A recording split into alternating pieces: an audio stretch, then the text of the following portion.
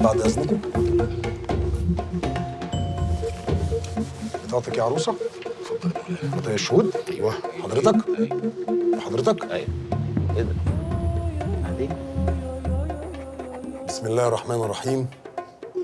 ان الحمد لله نحمده ونستعينه ونستغفره ونعوذ بالله من شرور انفسنا ومن سيئات اعمالنا.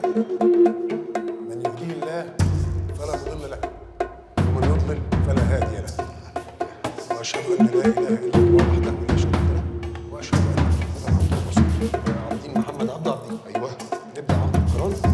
السيد عابدين. ايوه. استاذن.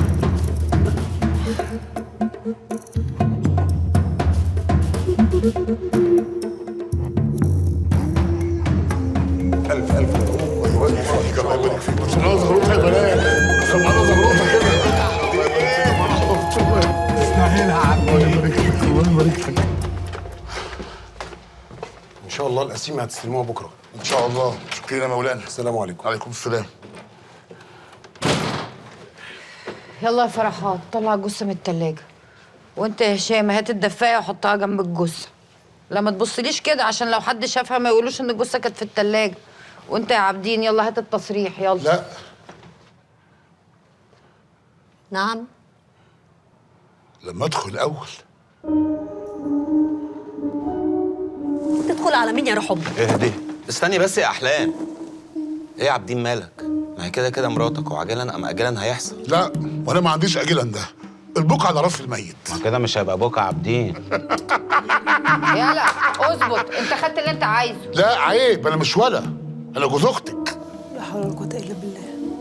لا أنا ما شفتش برود كده. انا مش هرد عليكي عشان انت عندك حاله وفاه. يا عابدين اتجدعن كده، ما تبقاش ناطع عشان تحبك وتكبر في نظرها. انا ما بطلبش حاجه مش حقي. حقك وكل حاجه، بس كله باوانه. هو ده اوانه يا هشام. افرض بقى بعد ما دفنا رجعنا قعدت تقول لي طلقها ودخلنا في شغل القلبان ده. عيب يا عابدين، احنا اولاد اصول. انت نسيت نفسك ولا ايه؟ انت ما فيش واحده ترضى بيك غيرش بس الوقعه المهببه اللي احنا وقعنا فيها هي اللي عملت كده. راجل مهزأ صحيح. بس كفايه لحد كده. دين. احنا صعايده، والست اللي تقل من قيمه راجلها ما تلزموش. انت طالق، وبكره الصبح ورقتك هتبقى عندك.